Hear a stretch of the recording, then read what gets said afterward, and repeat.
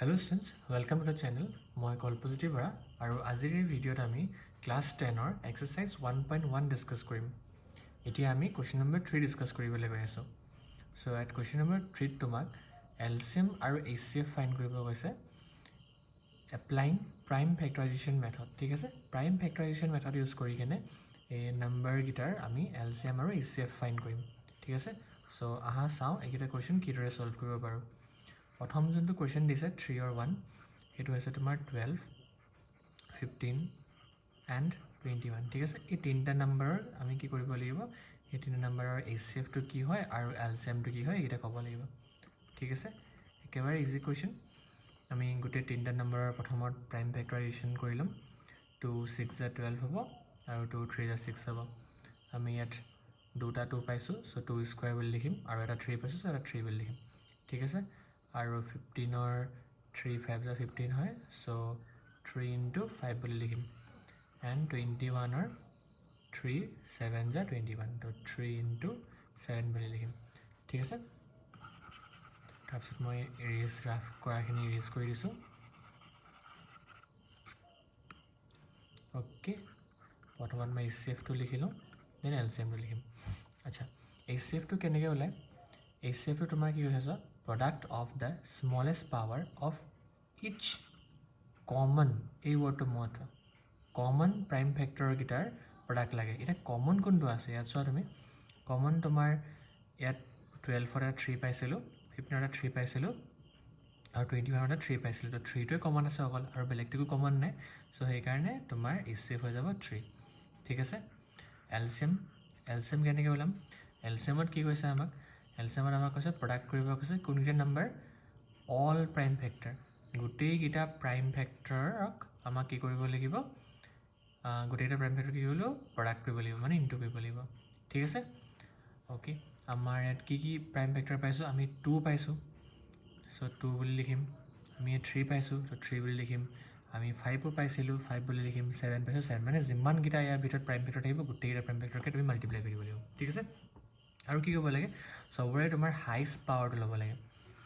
Highest power মানে ইয়াত চোৱা, এই যে 7 আছিলে, 7ৰ হাইষ্ট পাৱাৰ কিমান হয়, 1, সো সেইকাৰণে আমি 7 পাৱাৰ 1 বুলি লৈছোঁ।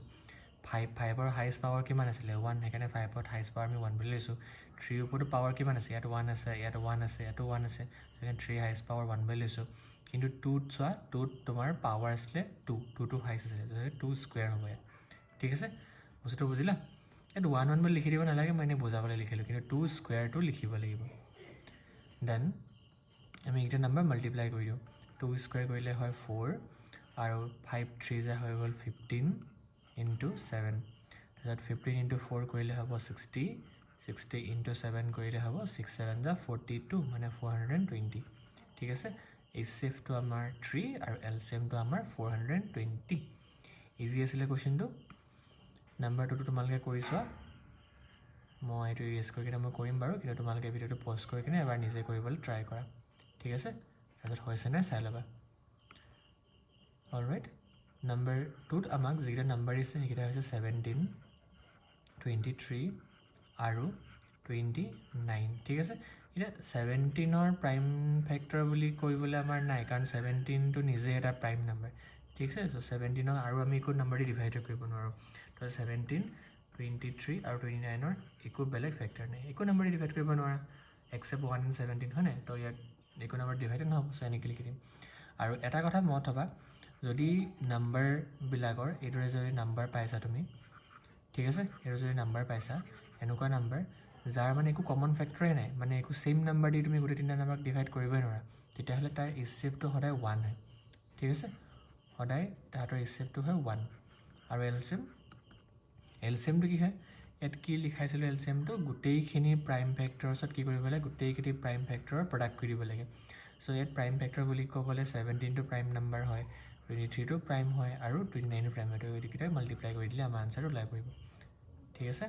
তো 17 * 23 * 29 মাল্টিপ্লাই কৰা, কিমান পোৱা, 23 আৰু 17টো প্ৰথমত মাল্টিপ্লাই কৰোঁ, 7 3 * 21, 2 কেৰি থাকিলে, 7 2 * 14, 15 16, আকৌ 3 1 * 3, 2 1 * 2, কিমান পালোঁ, 193 পালোঁ, 391 * 29, অ'কে? আকৌ এবাৰ মাল্টিপ্লাই কৰোঁ 391 into 29 কিমান পাওঁ অলৰাইট 9 1 যা 9 9 9 যা 81 8 কি থাকিলে এবাৰ 9 3 যা 27 27 plus 8 কিমান 27 28 29 30 31 32 33 34 35 35 হ'ল 35 হ'ল again 2 1 যা 2 9 2 যা 18 1 carry 3 6 7 9 2 plus 1 3 8 plus 5 হলে 13 1 carry 7 8 10 11 আমি পাইছোঁ 11339 ঠিক আছে নে 8 9 10 11 12 13 ঠিক আছে চাগে আমাৰ HCFটো 1 হ'ব আৰু LCMটো 1139 হ'ব ঠিক আছে এনেকুৱা ধৰণে যদি তুমি কুৱেশ্যন পোৱা ইন ফিউচাৰ যাৰ মানে একো কমন নাপালা HCFটো মানে কি কমন হয় ন ইয়াত 17 23 আৰু 29 কমন নাই ন তেনেকৈ 17 into 1 23 into 1 আৰু 29 into 1 বুলি আমি লিখিব পাৰোঁ তো এই 1টো মানে কমন হয় বুলি ধৰিলোঁ ঠিক আছে সেইকাৰণে 1টো আমাৰ HCF বুলি লিখোঁ কিন্তু ইয়াত 1 বুলি লিখি নিদিবা কেলৈ লিখি নিদিবা কাৰণ 1 এটা প্ৰাইম নাম্বাৰ নহয় আৰু আমাক প্ৰাইম ফেক্টৰাইজ কৰিবলৈ কৈছিলে ঠিক আছে 1 বুলি লিখি নিদিবা কিন্তু ইয়াত এটা 1 এটা ইনটু হৈ আছে আৰু এনেই মইতো ভাবিলোঁ ইনটু 1 ইনটু 1 ইনটু 1 হৈ আছে আৰু এইকেইটাই কি হ'ল এই 1 1 1 কেইটা কমন হ'ল মানে গৈ তিনিটাতে সেইকাৰণে আমাৰ আনচাৰটো 1 হ'লগৈ বুজি পালে এতিয়া কিয় 1 লিখিছোঁ ঠিক আছে এইটো নোট ডাউন কৰি লোৱা মই নম্বৰ এইটো ইউজ কৰি কেনে এতিয়া নম্বৰ 3rd কুৱেশ্যনটো কৰি দেখাম অলৰাইট এইটো মই ডিলিট কৰি লওঁ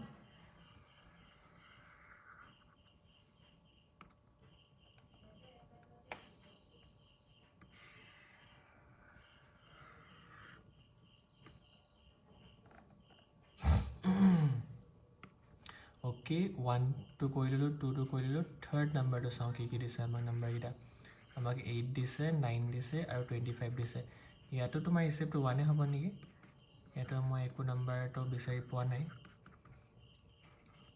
যোনটো তিনিটাকে ডিভাইড কৰিব পাৰে তো 8টো হ'লে তুমি প্ৰাইম ফেক্টৰ যদি কৰিব যোৱা 2 4 যা 8 আৰু 2 2 যা 4 ইয়াত আমাৰ তিনিটাটো ওলালে চ' 2 কিউব বুলি লিখিম 9টো 3 স্কুৱেৰ হয়নে 3 যা 9 ইয়াত আমি 3 স্কুৱেৰ বুলি লিখিম আৰু 25টো 5 স্কুৱেৰ হয় জানাই হয়নে এই যে 25 যদি কৰা তুমি 5 যা 25 হ'ব ইয়াতো চোৱা আমি একো কমনে নাপালোঁ এতিয়া লাষ্ট কুৱেশ্যনটোতে আমাৰ আছিলে যদি একো কমন নাই হয়নে ইয়াত 2 আছে ইয়াত 3 আছে ইয়াত 5 আছে একো কমনে নাই তো ইনটু 1 ইনটু 1 ইনটু 1 হৈ থাকে বুলি কেনে কৈছিলোঁ সেই 1 কেইটা কমন হয় বুলি লাষ্ট কুৱেশ্যনত কৈছিলোঁ যদি একো কমন নাথাকে তেন্তে আমি HCFটো 1 বুলি লিখিব লাগে ঠিক আছে আৰু LCMটো কি হ'ব যি প্ৰাইম নাম্বাৰ লিখিছা চবক লিখা ইয়াত চোৱাত কি লিখা আছে LCM লিখিলে অল প্ৰাইম ফেক্টৰ যিমানো প্ৰাইম ফেক্টৰ দেখিছা অল প্ৰাইম ফেক্টৰ্ছ গোটেইকেইটা প্ৰাইম ফেক্টৰ্ছৰ প্ৰডাক্ট ঠিক আছে গোটেইকেইটা প্ৰাইম ফেক্টৰৰ প্ৰডাক্ট আৰু হাইষ্ট পাৱাৰকেইটা ল'ব লাগে ইয়াত কি প্ৰাইম ফেক্টৰ দেখিছোঁ ইয়াত মই প্ৰাইম ফেক্টৰ বুলি ক'বলৈ 2 দেখিছোঁ প্ৰাইম ফেক্টৰ বুলি ক'বলৈ 3 দেখিছোঁ প্ৰাইম ফেক্টৰ বুলি ক'লে 5 দেখিছোঁ আৰু চবৰ ওপৰত হাইষ্ট পাৱাৰকেইটা লগাই দিয়া 2 ওপৰত পাৱাৰ আছিলে 3 ওপৰত পাৱাৰ আছিলে 2 আৰু 5 ওপৰত পাৱাৰ আছিলে 2 ঠিক আছে সলভ কৰি দিয়া এতিয়া 2 কিউব 2 তিনিটা ইনটু কৰিলে কিমান 2 যা 4 4 যা 8 হয় 3 টো পৰা ইনটু কৰিলে 30 যা 9 হয় আৰু 5 টো পৰা ইনটু কৰিলে 5 যা 25 হয় ঠিক আছে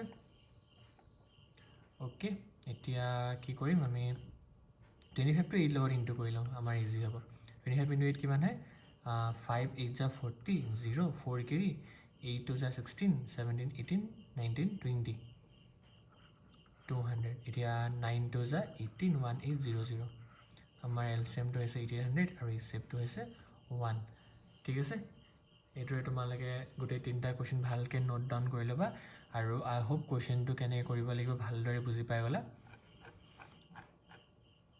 ঠিক আছে যদি কুৱেশ্যনটো কেনেকৈ কৰিব লাগিব ভালদৰে বুজি পাই গ'লা ভিডিঅ'টো চাই মেলি তেন্তে ভিডিঅ'টো লাইক কৰি দিবা আৰু কমেণ্টত কেনেকুৱা লাগিলে ভিডিঅ'টো জনাবা আৰু ফ্ৰেণ্ডছবিলাকৰ লগত শ্বেয়াৰ কৰি দিবা এণ্ড চেনেলটো ছাবস্ক্ৰাইব কৰি দিবা থেংক ইউ ফৰ ৱাচিং নেক্সট কুৱেশ্যনটো মই নেক্সট ভিডিঅ'ত আপলোড কৰি আছোঁ